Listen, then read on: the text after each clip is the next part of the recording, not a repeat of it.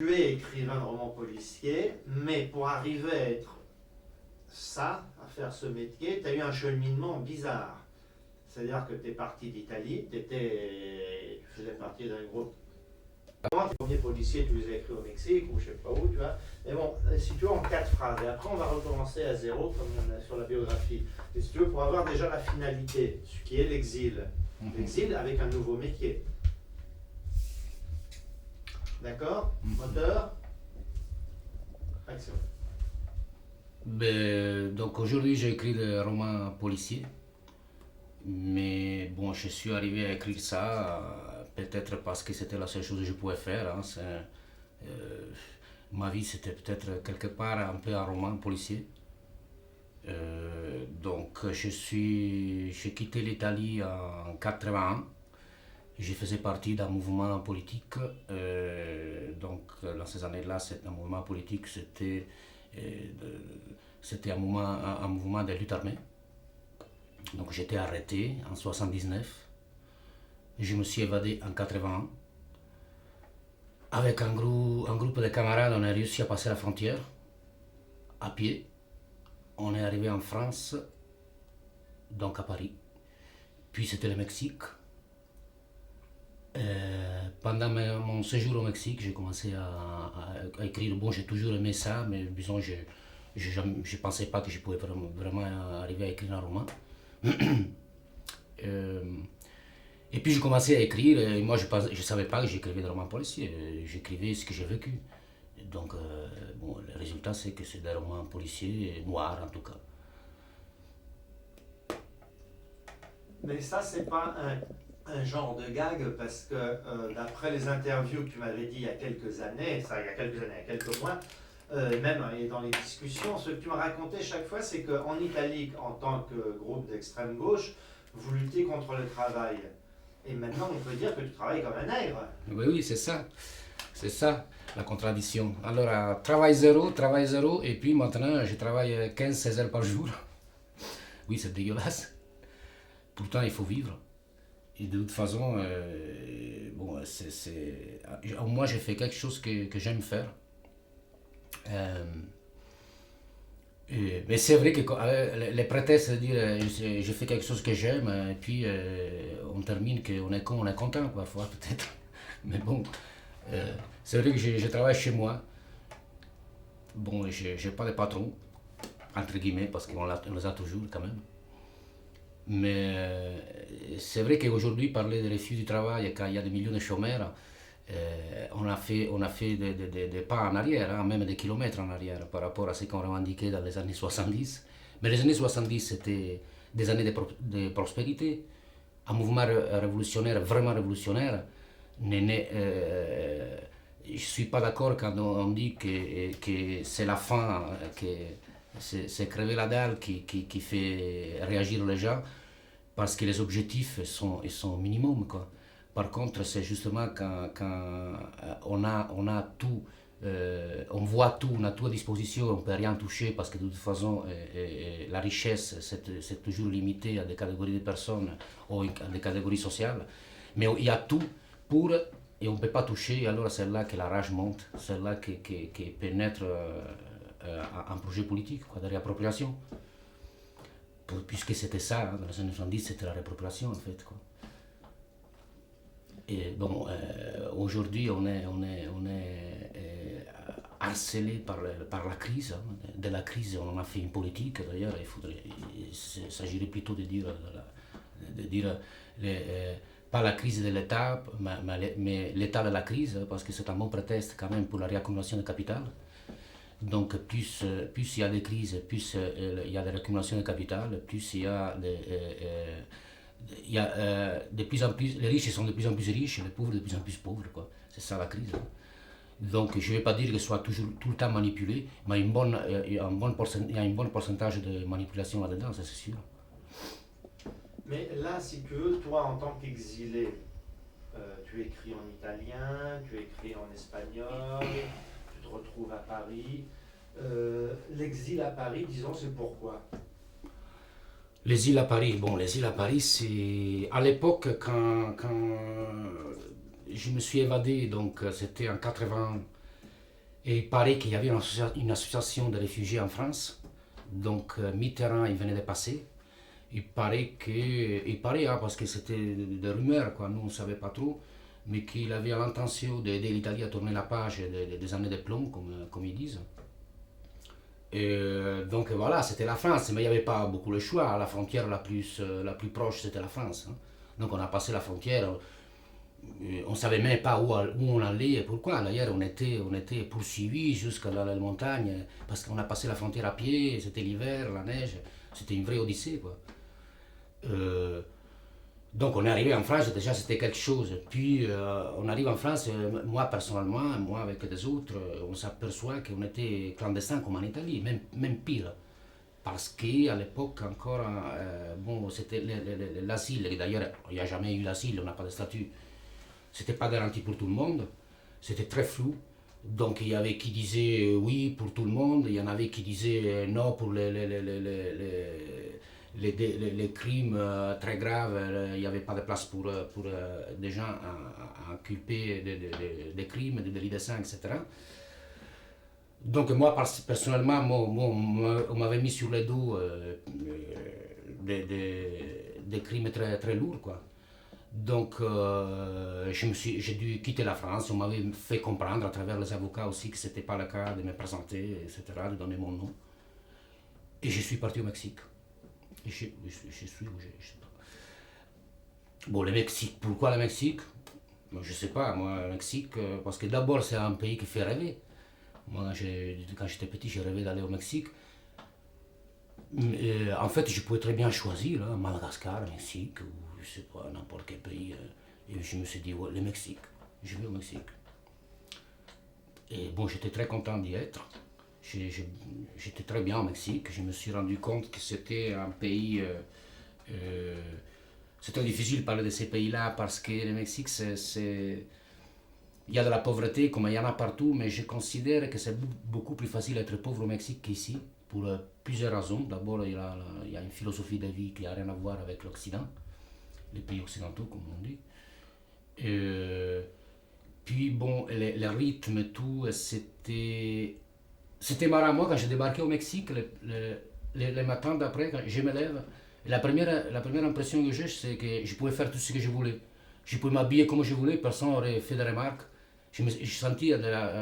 J'étais euphorique, je me sentais libre. Euh, et moi, j'ai vécu le Mexique très intensivement. J'étais devenu vraiment un vrai Mexicain, quoi. Et puis, bon, j'ai vécu quand même 9 ans là-bas, où j'ai appris pas mal de choses. C'est là que j'ai commencé à écrire. Euh, Bon, et puis, bon, j'étais obligé à rentrer en France pour plusieurs raisons. Parce que ma femme, elle est française, donc elle était répartie en France avec ma fille. Je suis resté encore un an, mais après j'ai pris la décision de revenir en France. Il y avait aussi une décision beaucoup plus matérielle, quoi, opportuniste si on veut. C'est qu'on m'avait dit que le gouvernement de gauche en France allait tomber, donc il fallait rentrer avant, de façon pour passer à la chambre d'accusation et avoir un avis défavorable à l'extradition, comme je l'ai eu. Je crois que j'étais parmi, sûrement, sinon, je crois même les derniers qui a eu un avis défavorable, avec toutes les accusations que j'ai, quoi.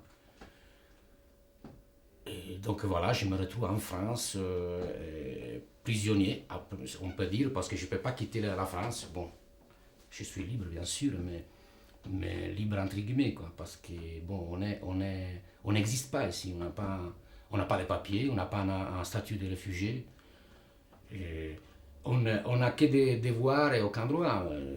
Si on considère par exemple que moi je paye la sécurité sociale, je paye les impôts, mais je n'ai pas droit à la sécurité sociale, je n'ai droit à rien du tout. Et on a pas mal de difficultés à chaque fois qu'on fait un petit boulot et on ne peut pas facturer. Et on nous demande, les gens ils ne comprennent pas comment ça se fait que quelqu'un à 44 ans, il n'est pas un numéro de sécurité sociale, ça n'existe pas. Ils me demandent, mais vous avez jamais travaillé? C'est pas possible. Et donc, bon, là, je la prends un peu en dérision, un peu avec un peu d'humour. Je dis non, non, je n'ai jamais travaillé de ma vie. D'ailleurs, voilà, c'était une punition. De, là, maintenant, il me faut travailler, qu'est-ce que vous voulez? Je n'ai pas de sécurité sociale. Bon, mais c'est une situation qu'on vit un peu tous ici. Hein. Et chacun, bon, en fait, ça n'existe pas vraiment une communauté de réfugiés italiens. Chacun a pris son chemin, tout le monde cherche à survivre, à se débrouiller comme il peut. On se rencontre parfois, comme ça. Et, et c'est marrant parce que, par exemple, moi, les vents au Mexique, je rentre en France.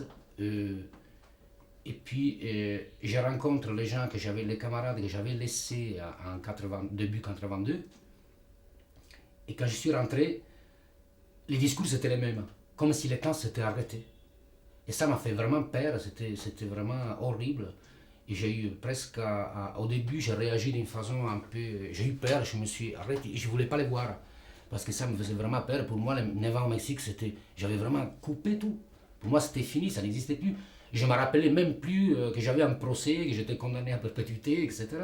D'ailleurs, je n'ai jamais mis d'avocat, je ne me suis jamais défendu. Mais les gens, les camarades qui sont restés à Paris, c'est trop près de l'Italie, il y a la presse qui arrive, ils s'inquiètent, ils s'occupent, ils se préoccupent. Et ils étaient restés bloqués là, comme si le temps n'était pas passé. On parlait encore le langage des années 70, ça me faisait un peu marrer, j'ai trouvé ça ringard. Mais bon, maintenant ça fait 7 ans que je suis là et je comprends pourquoi. Et ce que je voulais dire. Attends, pardon, je coupe. C'est la galère dans la cité. Alors je voulais te dire là, quelque part, est-ce que tu considères par rapport à tes amis de l'époque du mouvement gauchiste en Italie que tu as de la chance ou d'avoir été exilé? Est-ce que le fait de partir, ça t'a enrichi, ça t'a donné de la chance quand tu vois leur vie à eux? Ceux qui sont restés en Italie? Bon, donc ceux qui sont restés en Italie, moi, par rapport à ceux qui sont restés là, en fait, on me raconte des choses. Quelquefois, quelqu'un vient ici d'Italie, quelques vieux camarades qui arrivent, ils racontent des choses. Disons, je les vois plutôt gris, quoi. Plutôt. C'est des gens qui ont vécu la défaite, ils l'ont vécu. Moi, oui, en fait, moi j'ai eu de la chance que j'ai dû quitter l'Italie de cette façon-là. Parce que la vraie défaite, c'était pas la défaite militaire, quoi. C'était la défaite culturelle. Parce que ces gens-là, tous les années 80, là c'était la vraie défaite, quoi. La désocialisation complète. Ce qu'on avait construit, qui a été construit avant moi, parce qu'il ne faut pas oublier que les années 70, c'est la continuation des 68, des années 60, etc. Bon, tous ces espaces de liberté, de créativité, d'autonomie, etc., c'était fermé. Les gens ils se sont renfermés, se sont serrés, quoi. Euh, disons, disons que les années 90, c'était vraiment les années gris, quoi, les années de la production. Il fallait produire. Il y a eu beaucoup de morts. Je ne parle pas des morts dues à la répression directe, quoi. Mais il y a eu des gens qui se sont suicidés. Beaucoup ils sont plongés dans la drogue, des autres dans l'alcool. Et des autres, ils se sont tués à leur façon. Ils sont devenus des yuppies, quoi, des gens qui produisent, qui travaillent 20 heures par jour. Ils ont construit une petite entreprise où ils ont exploité même leurs propres copains, leurs propres camarades. Et donc, c'est en fait l'effet d'être parti même de cette façon-là et d'avoir quitté l'Europe dans les années 80, je remercie cet accident, quoi, de m'être éloigné d'Europe pendant ces années-là. Moi, je pense qu'il ne faut pas être un produit ou un fils des années 70 pour parler comme ça. Moi, je pense que tout sujet conscient et libre d'esprit ou de tête, il ne peut pas nier que les années 80, c'était des années de merde, quoi. C'est les années de l'obscurantisme, quoi. Et moi, j'ai échappé à ça grâce au Mexique. Et bon, un pays que j'adore, je voudrais bien retourner. Mais j'espère que j'aurai la possibilité un jour d'y aller. Et t'as pas l'impression que vous, les exilés italiens, hein, en France, vous avez refait un peu une petite Italie, c'est-à-dire que vous avez fait, entre vous, ces nouveaux réfugiés, vous avez fait des petits restaurants, des librairies, des policiers, c'est une façon dont vous avez apporté une autre image de l'Italie. C'est sûr que de toute façon la communauté italienne, c'est la communauté on peut parler en France. Bon, il y a eu un moment, ils étaient un millier. Donc, là maintenant, je ne sais plus combien il y en a. Mais pas beaucoup, je crois, 100, 150, je ne sais plus.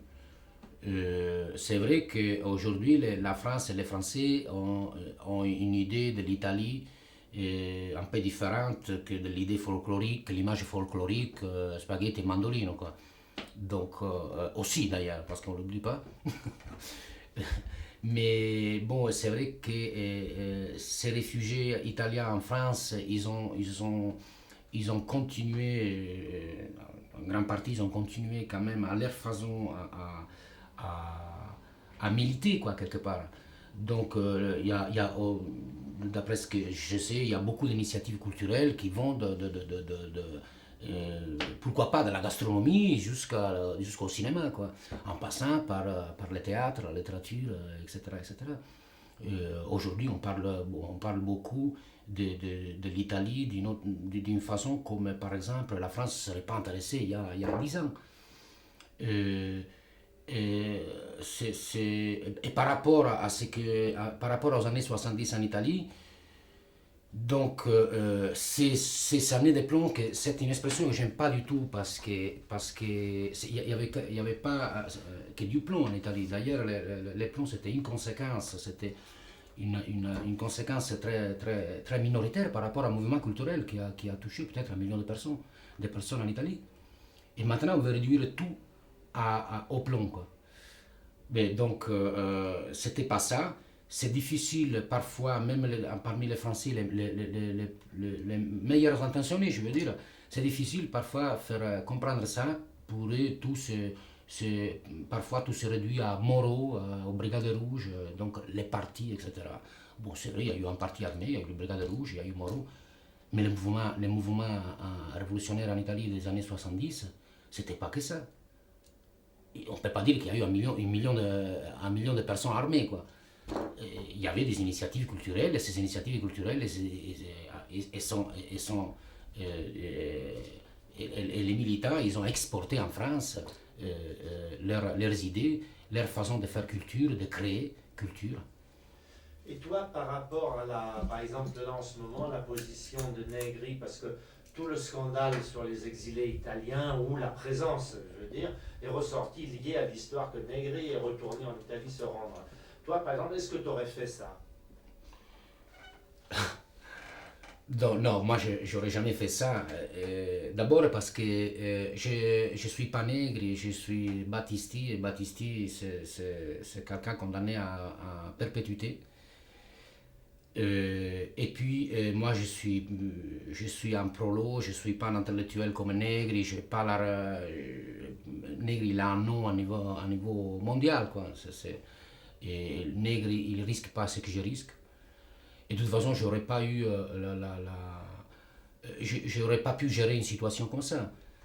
Même si j'étais condamné si j'avais encore à faire 3 ans, je sais pas Negri combien il a à faire encore de prison. Non, j'aurais jamais fait ça. J'aurais pas pu gérer une situation comme ça. Et de toute façon, même si j'avais une seule année de prison à faire en Italie, je ne retournerai pas. Parce qu'en prison, d'abord, on sait quand on rentre, on ne sait jamais quand on sort. Et puis, moi, j'ai rien à payer envers la justice italienne. Je retiens que j'ai rien à leur donner. D'ailleurs, c'était peut-être qu'ils ont quelque chose à me donner à moi. Parce que si aujourd'hui je suis libre en France, si je suis devenu un écrivain, c'est certainement pas grâce à eux. Mais tout ça, je l'ai payé en première personne et avec moi, l'a payé ma famille, ma femme, mes enfants. C'est pas sûrement pas le gouvernement, l'État italien auquel je dois ça. Alors maintenant, on va revenir un petit peu à l'histoire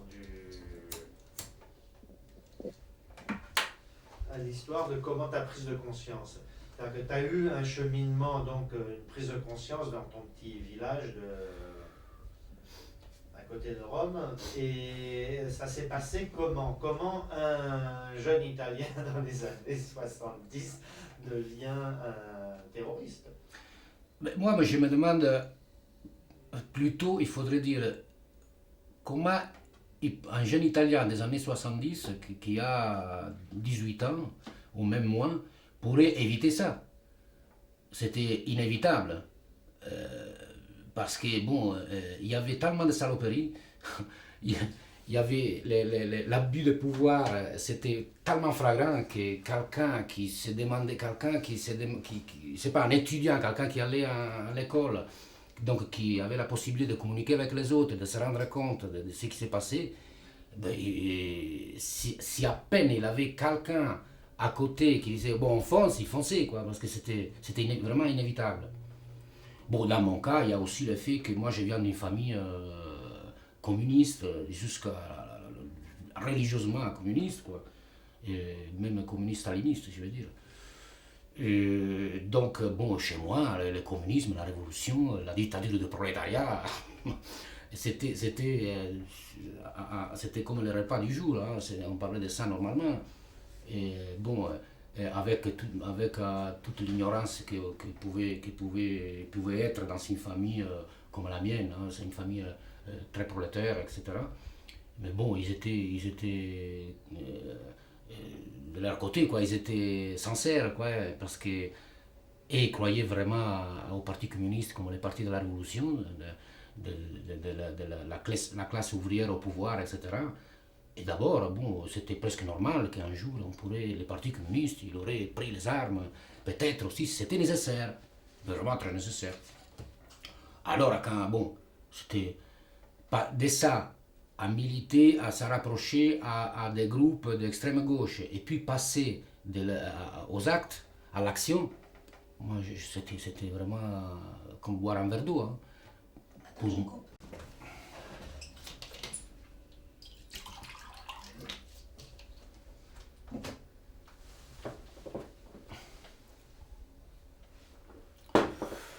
Donc ta mise en situation politique est passée aussi par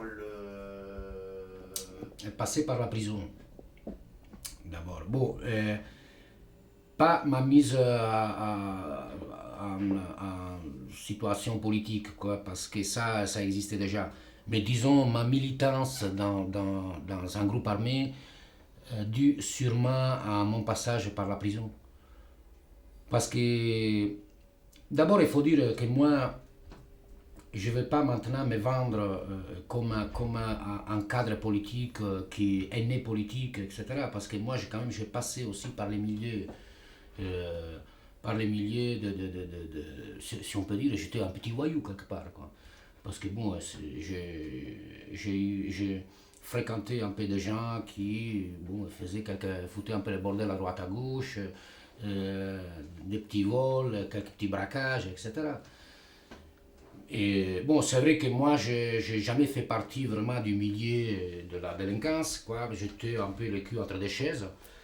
Et, et d'ailleurs, quand j'ai commencé à militer, j'ai ramené avec moi, disons, j'ai rééduqué, comme dirait euh, le moustachu, le grand moustachu, j'ai rééduqué quelques voyous, quoi. Bon, peut-être que je ne lui ai pas fait un rendu service, mais bon. Euh, donc, bon, j'étais arrêté la première fois, j'étais mineur. Et en prison, c'était là, j'ai rencontré, c'était très marrant parce que je rencontre quelqu'un, un militant du Manifeste. Le Manifeste, c'est un journal qui est né dans un groupe, une scission du PC italien. Et bon, là, c'était la prison des mineurs, c'est très dur, c'est beaucoup plus dur que la prison des adultes parce que bon, les mineurs ils sont très agressifs, très violents, quoi, hein, c'est très cru, hein, c'est très hard.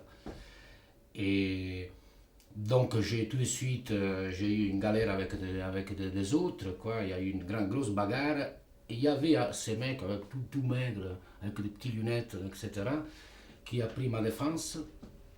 Bon, et tout le monde l'a respecté. Je dis, tiens. Donc après, j'ai changé de cellule, j'étais dans sa cellule. Et le mec il commence à me faire tous des discours bizarres, qu'en fait, moi, j'étais pas un voyou, mais que j'étais quelqu'un qui reprenait ce que l'État m'avait enlevé, etc. Le discours très très bien. Là, maintenant, j'arrive même pas à redire ce qu'il disait, mais je t'assure qu'il était très convaincant. Donc je me dis, tiens, j'avais jamais pensé, c'est vrai ça. Et puis donc, bon, je sors, je me dis, bon, il faut dire aussi que l'avocat, il n'a pas trop cru à ça, hein, parce que, les juges, je veux dire, il n'a pas trop cru, parce que, bon, je suis sorti quand même en liberté provisoire, après que toutes les économies de mon père sont passées sur les comptes de l'avocat. Donc, mais je suis quand même sorti en liberté provisoire, et dès là, je me suis dit, j'ai contacté un petit groupe de l'Alta Continua, en Provence, où j'habitais.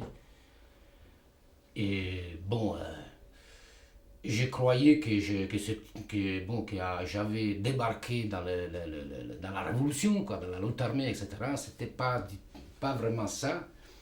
Disons que je me suis fait expulser quelques mois après parce qu'il me trouvait un peu violent. Bon, ma violence, c'était, en des mots, c'était que, bon, Latine, la ville donc, de laquelle je viens, c'est une ville, c'est une ville fasciste, donc les jeunes fachos, ils faisaient la loi. Alors, les jours qu'on a eu marre et qu'on les a cassé la gueule, bon, disons on avait des arguments pour faire ça. Donc, voilà que moi et des autres, on s'est fait expulser par l'Alta Continua, quoi. Donc, de là, je me suis dit, bon, alors si c'est ça la révolution, moi je m'en fous. Et j'ai dit, bon, alors la réappropriation, je vais me la faire tout seul. Donc disons, j'ai eu une carrière très rapide, quoi, très vite. Et bon, disons que bien sûr, je me sentais quelque part, je me sentais militant, donc je donnais de l'argent, on donnait de l'argent pour soutenir un petit journal ou des initiatives à droite à gauche, etc. Mais disons que pendant un an ou deux ans, on a cherché à faire un peu la fête, quoi. Mais l'argent, vous le preniez où? Mais où il était? Certainement pas chez moi, il n'y en avait pas. Mais dans les banques, c'était quoi? Oh oui, dans les banques, il y en avait beaucoup d'argent. Mais bon, il faut être organisé pour aller prendre l'argent dans les banques. Mais de toute façon, après, je tombe pour quelque chose que je n'ai pas fait, alors, tu vois. Et donc, là, j'étais déjà majeur quand je suis tombé. Je suis tombé par un braquage avec plusieurs otages, tout un bordel, là. Et là, bon, disons que j'avais je suis rentré en plein droit dans les durs, tu vois. À cette époque-là, il y avait en prison beaucoup de militants de Naples. C'était une des premières organisations armées en Italie, une organisation née à Naples. Donc, puisque moi, c'était l'époque des grandes rébellions dans les prisons. Ça coïncidait même en France, en Italie, en France, c'était en 1974. Et donc, je me suis retrouvé tout de suite dans des prisons de punition. À l'époque, ça n'existait pas, les quartiers d'autre sécurité pour les politiques. Et c'est là que j'ai connu des militants des organisations armées. Et donc, je suis sorti de prison. Quand je suis sorti de prison 2 ans et demi après, j'étais déjà dans une organisation. Et puis, bon, on a créé notre organisation, non? C'était pas, disons, je suis sorti, j'avais déjà des contacts avec une organisation. Et quelques 6 mois après, je crois que j'étais sorti de prison, ils m'ont accusé d'un braquage. Donc je suis d'un braquage complètement inventé, quoi. Je n'avais vraiment rien à voir, mais bon, j'étais le seul coupable disponible dans la région. Donc, donc je me suis barré. J'avais déjà des contacts, donc j'avais déjà une logistique pour tenir le coup. Et bon, là, je suis passé en clandestinité jusqu'à quand ils m'ont arrêté avant l'évasion, quoi. Donc ils m'ont arrêté en juin, je crois que c'était bien juin 79. Ils m'ont arrêté dans un appartement, il y avait des armes. Et en quoi consistait, parce que souvent tu nous parles de, disons que quelque part le côté formidable de ces années où vous avez pris le pouvoir dans des régions, dans des villes ou dans des quartiers, en quoi consistait cette pratique de l'autonomie? Ben, écoute, justement, c'est ça qu'il faut voir, parce qu'aujourd'hui, on parle des années de plomb de la lutte armée en Italie comme si existait un parti armé rigide, léniniste, etc. Si, il y avait des tendances comme ça, bien sûr, mais la majorité, c'était ce qu'on appelle le mouvement des autonomes. Donc, c'était une pratique de contre-pouvoir. C'était ouvrir des espaces et les occuper immédiatement, donc avec un travail de- c'était de l'autoreproduction, du travail pour- par exemple, on faisait des autoréductions donc dans des quartiers prolétaires, par exemple, des quartiers ouvriers, ça nous arrivait d'occuper des supermarchés, de faire des prix politiques. Nous arrivait d'imposer parfois des prix dans certains professionnels, on lui imposait des prix pour les prolétaires du quartier. Ça se pouvait passer soit chez un dentiste, chez un garage. Et c'est, je sais pas, un peu tout ce qui pouvait faciliter la vie de familles des banlieues de Milan, par exemple, ou des autres villes. Donc l'activité principale, en fait, c'était ça. C'était une activité très proche de gens. Il ne faut pas oublier que, par exemple, à l'époque, il y avait des associations de maires. Les associations des maires, c'était les plus rageuses, quoi. C'était vraiment... il y avait des centres sociaux où, il y avait de tout. Quand on réunissait dans ces centres sociaux-là, il y avait des mémères, il y avait des jeunes de 15 ans, il y avait tout dedans. Et c'était pas des gens armés, je veux dire. Mais attention, c'était des gens qui étaient très disponibles à prendre les armes s'il fallait.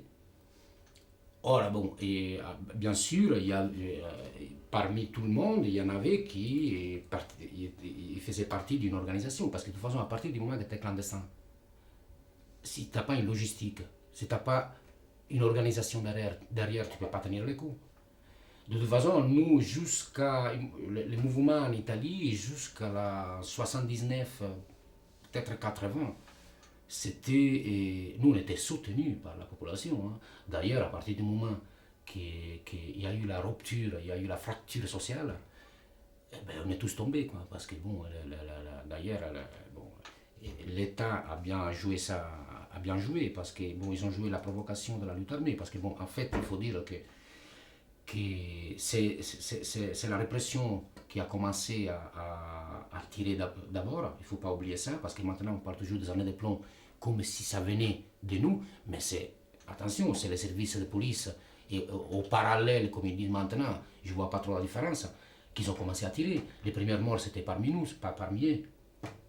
Donc c'était une provocation, c'était fait exprès pour nous obliger à prendre les armes. Bon, on était beaucoup. On était jeunes, très euphoriques, on voyait la victoire dans la poche, et on est tombé dans les pièges en fait. Quoi. Parce qu'après, une fois qu'ils ont commencé à avoir le premier mort de l'autre côté aussi, voilà qu'on a commencé à crier au terrorisme, etc.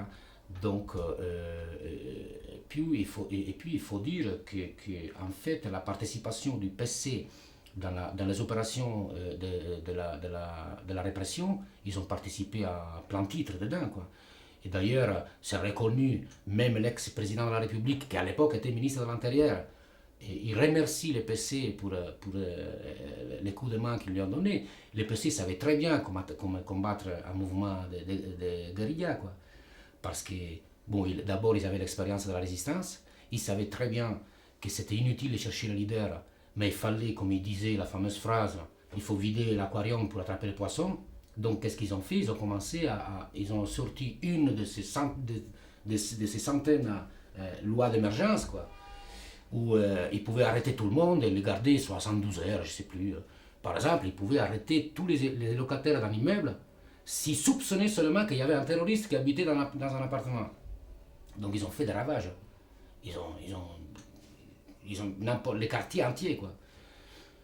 Donc bien sûr, à partir de là, bon, imaginez-vous, une vieille mère, même si elle est solidaire et tout, qu'elle se retrouve en garde à vue pendant 72 heures, menacée de je ne sais pas quoi, etc. Donc là, ça a commencé tous les procès de désolidarisation, de désocialisation, etc.